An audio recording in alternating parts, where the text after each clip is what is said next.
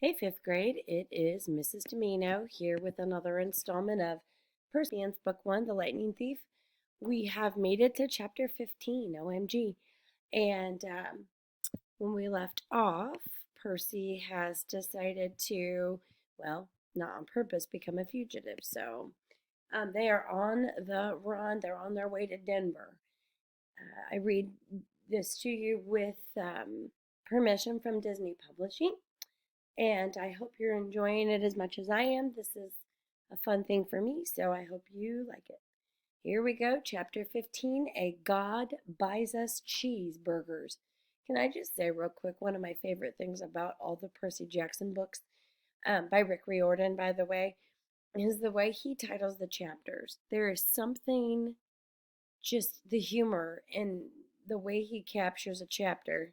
I'm telling you, it's one of the best I've seen. All right, here we go.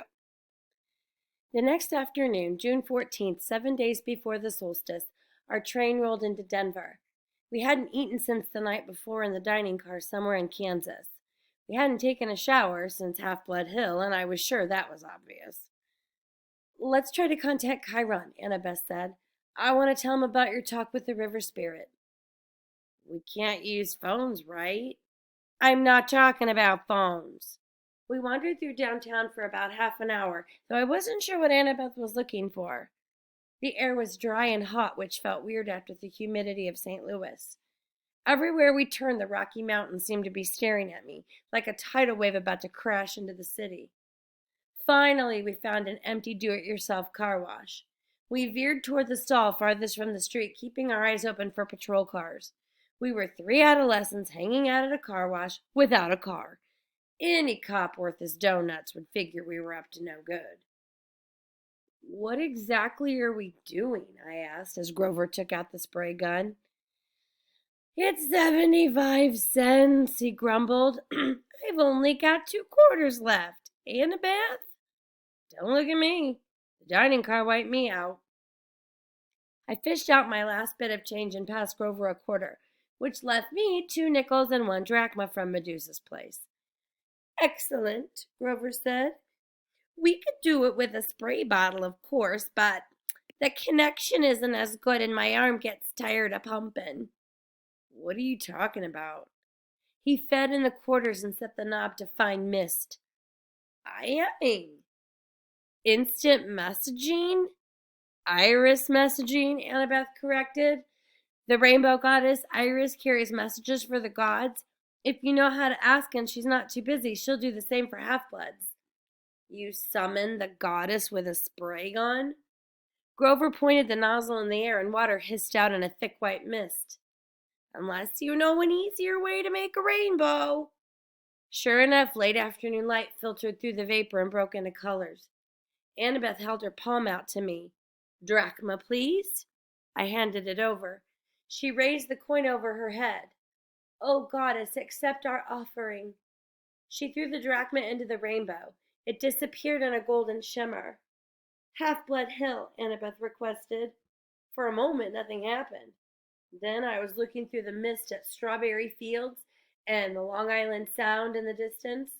We seemed to be on the porch of the big house, standing with his back to us. At the railing was a sandy-haired guy in shorts and an orange tank top. He was holding a bronze sword and seemed to be staring intently at something down in the meadow. Luke! I called. He turned, eyes wide.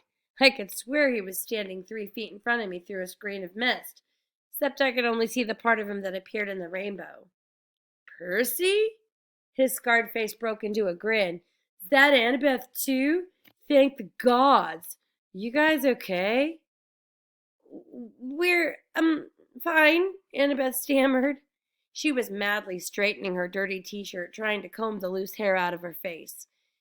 We thought, Chiron, he's down at the cabins. Luke's smile faded. We're having some issues with the campers. Listen, is everything cool with you? Is Grover all right? I'm right here, Grover called. He held the nozzle out to one side and stepped into Luke's line of vision. What kind of issues?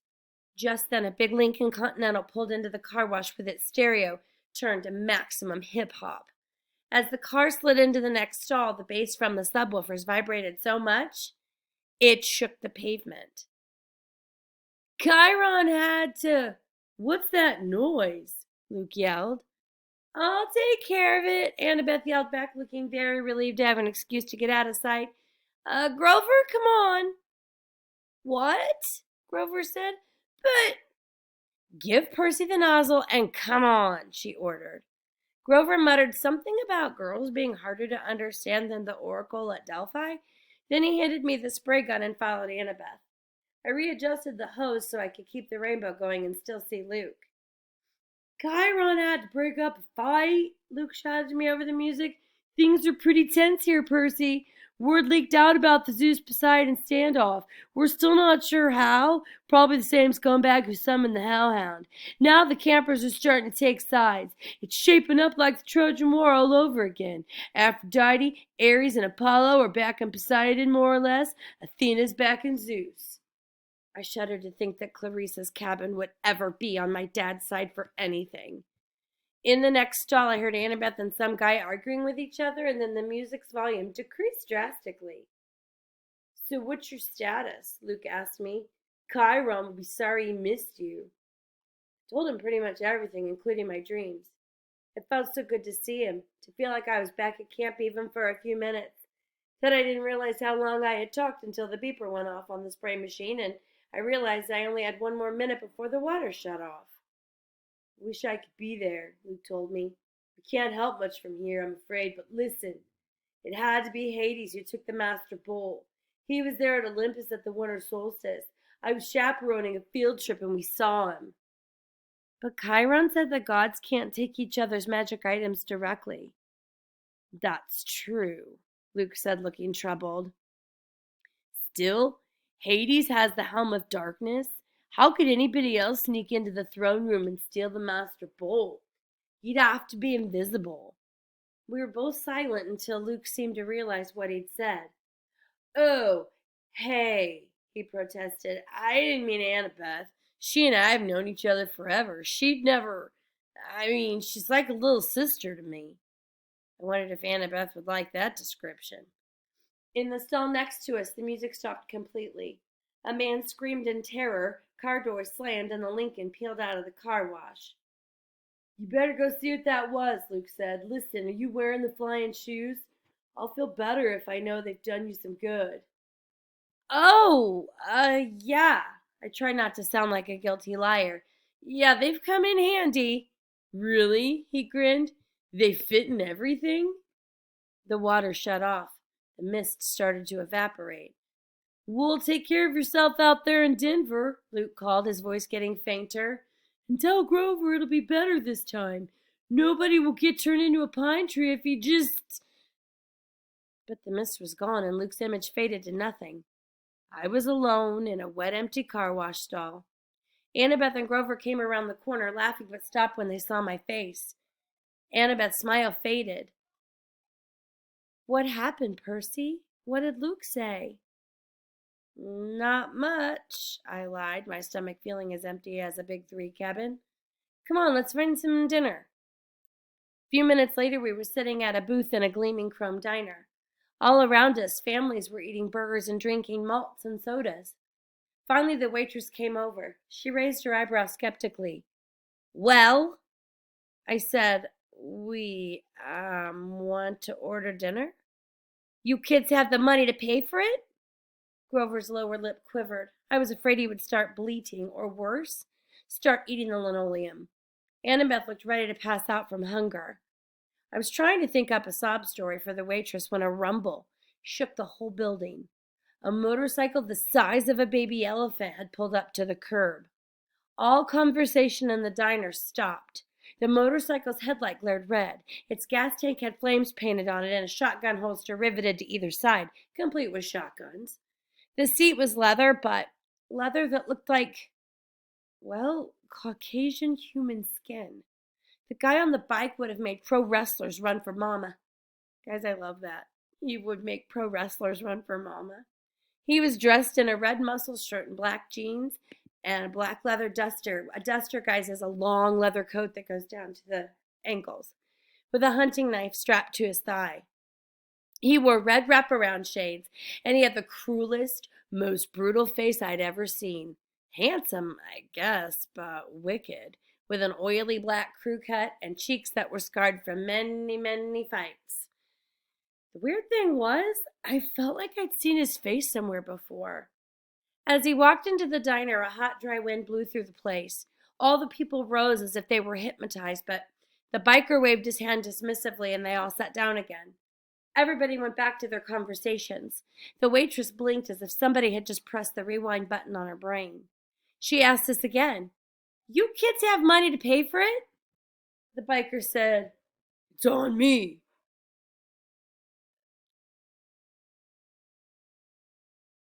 He slid into our booth, which was way too small for him, and crowded Annabeth against the window. He looked up at the waitress, who was gaping at him, and said, "Are you still here?" He pointed at her, and she stiffened.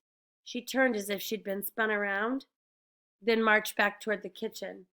The biker looked at me. I couldn't see his eyes behind the red shades, but bad feelings started boiling in my stomach. Anger, resentment, bitterness. I wanted to hit a wall. I wanted to pick a fight with somebody. Who did this guy think he was? He gave me a wicked grin. "So you're old Seaweed's kid, huh?" I should have been surprised or scared, but instead I felt like I was looking at my stepdad, Gabe.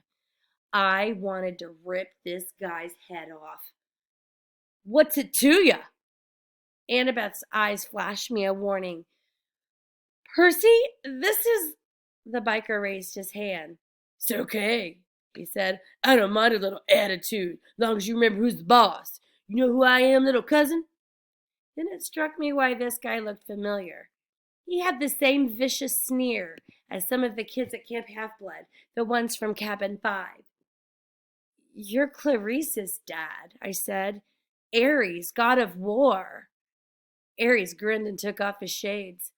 Where his eyes should have been, there was only fire, empty sockets glowing with miniature nuclear explosions. "That's right, punk. I heard you broke Clarice's spear." "She was asking for it." "Probably. That's cool. I don't fight my kids' fights, you know. What I'm here for? I heard you were in town. Got a little proposition for you." The waitress came back with heaping trays of food. Cheeseburgers, fries, onion rings, and chocolate shakes. Ares handed her a few gold drachmas. She looked nervously at the coins. "But these aren't..." Ares pulled out his huge knife and started cleaning his fingernails. "Problem, sweetheart?" The waitress swallowed, then left with the gold. "You can't do that," I told Ares. "You can't just threaten people with a knife." Ares laughed. "Are you kidding? I love this country. Best place in Sparta. Don't you carry a weapon, punk? You should. Dangerous world out there, which brings me to my proposition. I need you to do me a favor." What favor could I do for a god? Something God doesn't have time to do for himself. It's nothing much. I left my shield at an abandoned water park here in town. I was going on a little date with my girlfriend. We were interrupted. I left my shield behind. I want you to fetch it for me." "Why don't you go back and get it yourself?" The fire in his eye sockets glowed a little hotter. "Why don't I turn you into a prairie dog and run you over with my Harley? 'Cause I don't feel like it. God's given you an opportunity to prove yourself, Percy Jackson. Will you prove yourself a coward?" He leaned forward. "Maybe you only fight when there's a river to dive into so your daddy can protect you." I wanted to punch this guy, but somehow I knew he was waiting for that. Ares' power was causing my anger. He'd love it if I attacked. I didn't want to give him the satisfaction. "We're not interested," I said. "We've already got a quest." Ares' fiery eyes made me see things I didn't want to see. Blood and smoke and corpses on the battlefield. "I know all about your quest, punk. When that item was first stolen, Zeus sent his best out looking for it. Apollo, Athena, Artemis, and me, naturally, if I couldn't sniff out a weapon that powerful." He licked his lips as if the very thought of the master bolt made him hungry. "Well, if I couldn't find it, you got no hope. Nevertheless, I'm trying to give you the benefit of the doubt. Your dad and I go way back. After all, I'm the one who told him my suspicions about old corpse breath. You told him Hades stole the bolt? Sure. Framing somebody to start a war, oldest trick in the book. I recognized it immediately. In a way, you got me to thank for your little quest. Thanks, I grumbled. Hey, I'm a generous guy. Just do my little job and I'll help you on your way. I'll arrange a ride west for you and your friends. We're doing fine on our own. Yeah, right. No money, no wheels, no clue what you're up against. Help me out, maybe I'll tell you something you need to know. Something about your mom. My mom? He grinned. That got your attention. The water park's a mile west on Delancey. You can't miss it. Look for the Tunnel of Love ride. What interrupted your date? I asked. Something scare you off? Aries bared his teeth, but I'd seen his threatening look before on Clarice. There was something false about it, almost like he was nervous. Lucky you met me, punk, and not one of the other Olympians. They're not as forgiving of rudeness as I am. I'll meet you back here when you're done. Don't disappoint me. After that, I must have fainted or fallen into a trance, because when I opened my eyes again, Aries was gone. I might have thought the conversation had been a dream, but Annabeth and Grover's expressions told me otherwise. Not good, Grover said. Aries sought you out, Percy. This is not good. I stared out the window. The motorcycle had disappeared. Did Aries really know something about my mom? Or was he just playing with me? Now that he was gone, all the anger had drained out of me. I realized Aries must love to mess with people's emotions. That was his power, cranking up the passion so badly they clouded your ability to think. It's probably some kind of trick, I said. Forget Aries, let's just go. We can't, Annabeth said. Look, I hate Aries as much as anybody, but you don't ignore the gods unless you want serious bad fortune. He wasn't kidding about turning you into a rodent. I looked down at my cheeseburger, which suddenly didn't seem so appetizing. Why does he need us? Maybe it's a problem that requires brains, Annabeth said. Aries has strength? That's all he has. Even strength has to bow to wisdom sometimes. But this water park, he acted almost scared. What would make a war god run away like that? Annabeth and Grover glanced nervously at each other.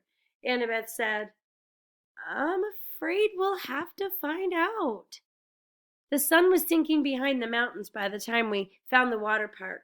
Judging from the sign, it once had been called Waterland, but now some of the letters were smashed out so it read Watrad. The main gate was padlocked and topped with barbed wire. Inside, huge dry water slides and tubes and pipes curled everywhere, leading to empty pools. Old tickets and advertisements fluttered around the asphalt. With night coming on, the place looked sad and creepy.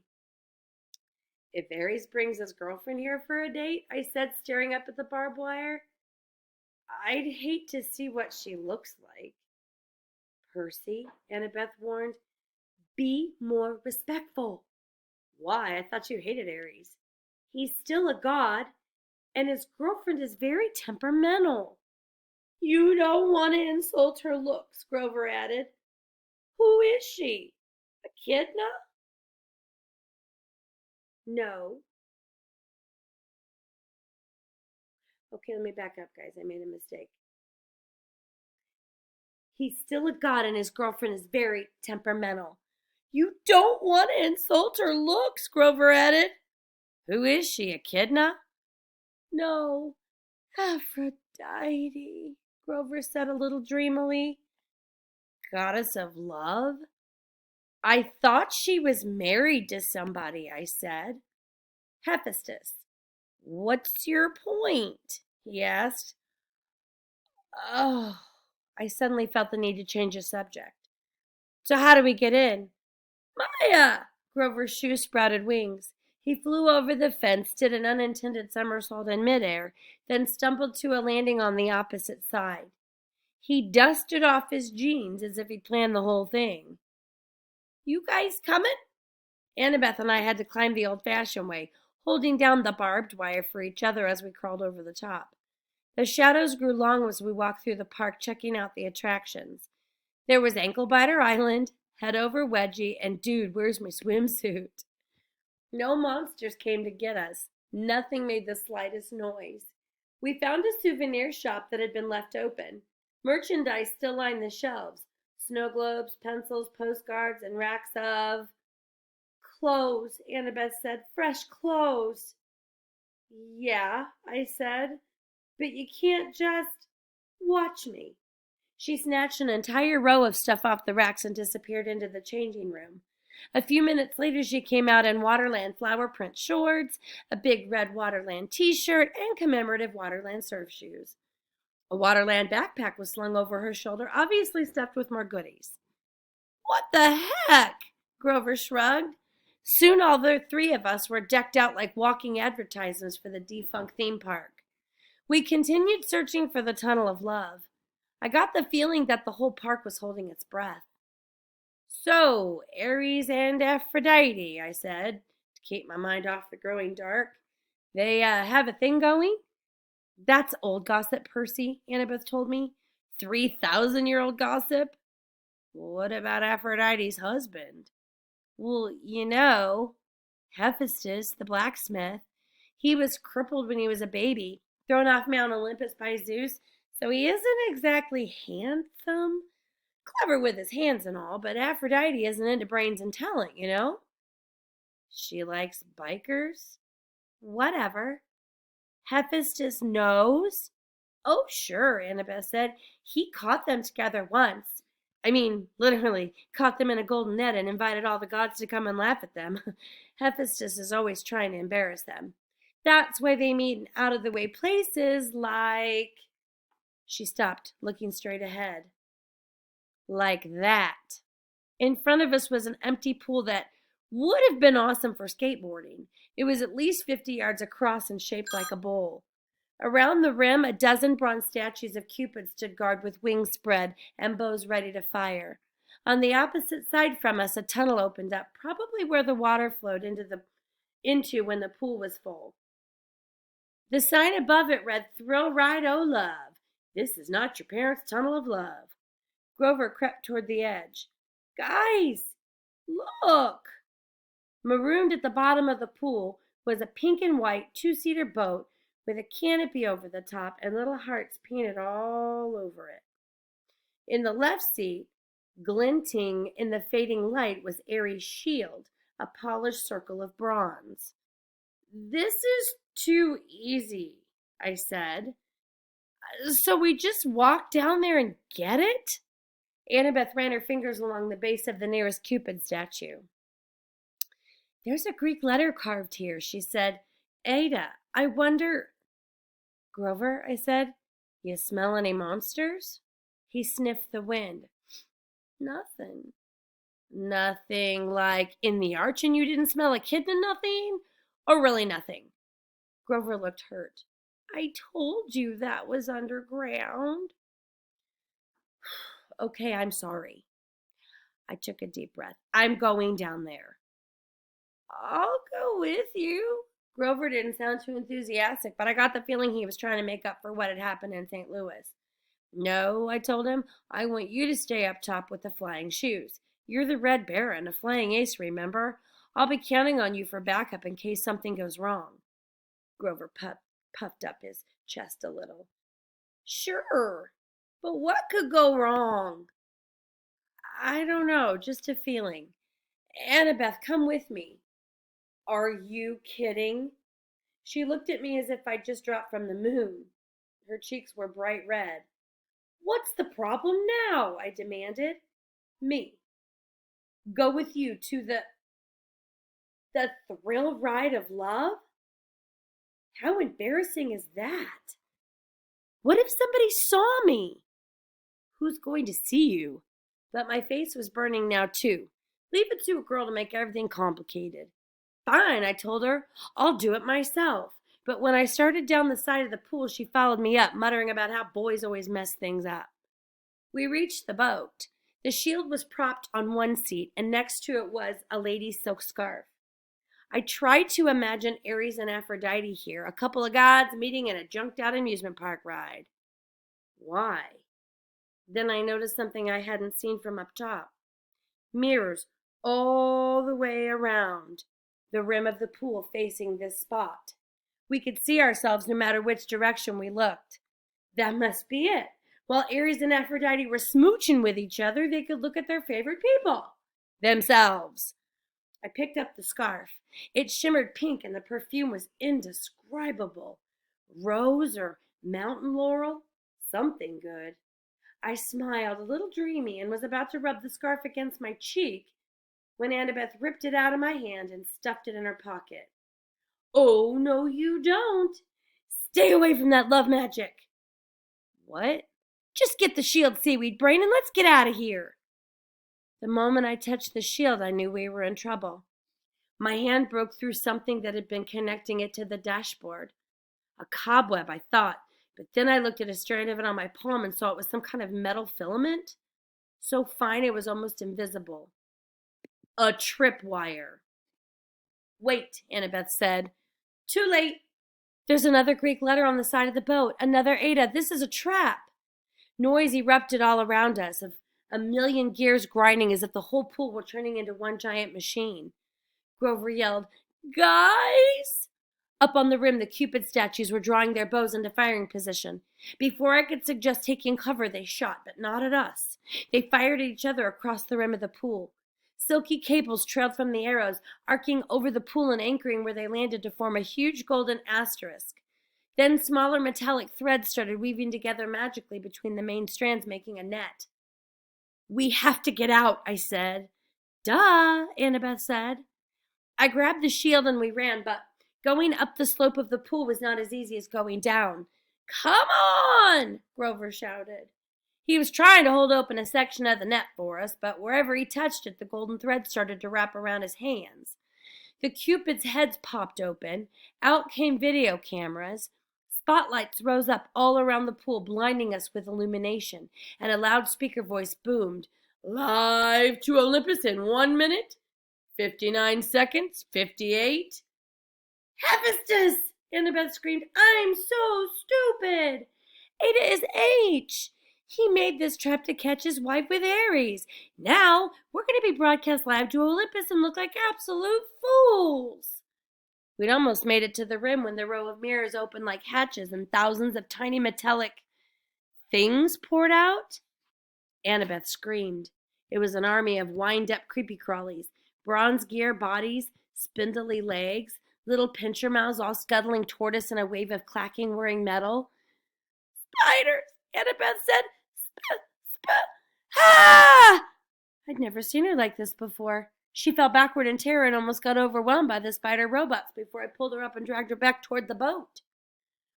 The things were coming out from all around the rim now, millions of them flooding toward the center of the pool, completely surrounding us.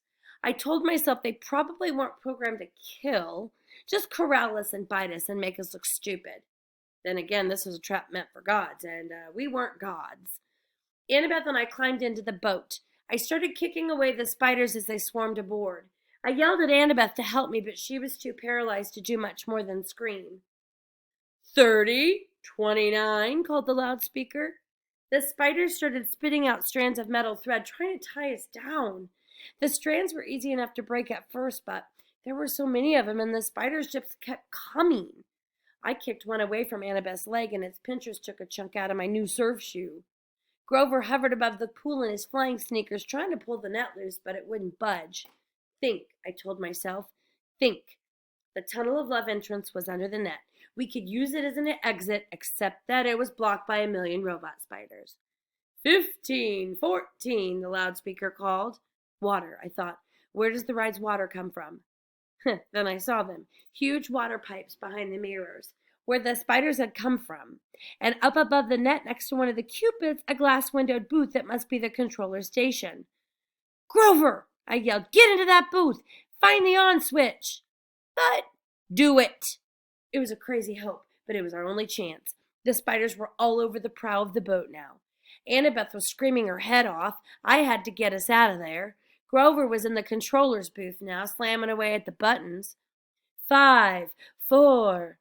Grover looked up at me hopelessly, raising his hands. He was letting me know that he'd pushed every button, but still nothing was happening. I closed my eyes and thought about waves, rushing water, the Mississippi River. I felt a familiar tug in my gut.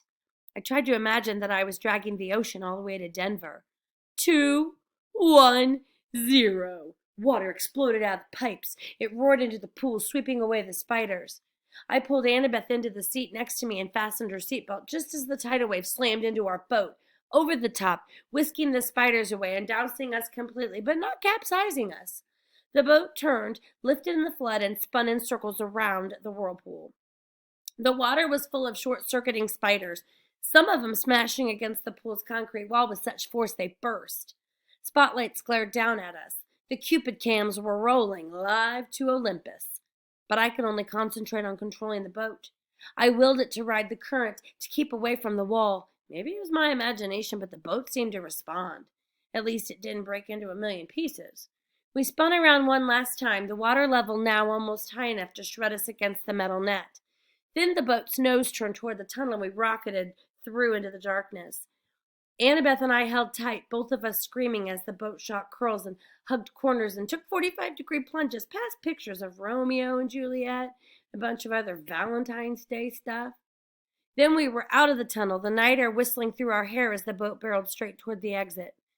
If the ride had been in working order, we would have sailed off a ramp between the Golden Gates of Love and a splashdown safely in the exit pool.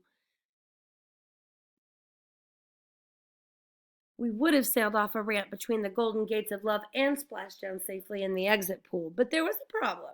The Gates of Love were chained. 2 boats that had been washed out of the tunnel before us were now piled against the barricade. One submerged, the other cracked in half. "Unfasten your seatbelt," I said to Annabeth. I yelled. "Are you crazy?" "Unless you want to get smashed to death." I strapped Aries' shield to my arm. "We're going to have to jump for it." My idea was simple and insane. As the boat struck, we would use its force like a springboard to jump the gate. I'd heard of people surviving car crashes that way, getting thrown 30 or 40 feet away from an accident. With luck, we would land in the pool. Annabeth seemed to understand. She gripped my hand as the gates got closer. "On my mark," I said. "No, on my mark." "What?" "Simple physics," she yelled. "Force times the trajectory angle." "Fine," I shouted, "on your mark." She hesitated, then yelled, "Now!" Crack.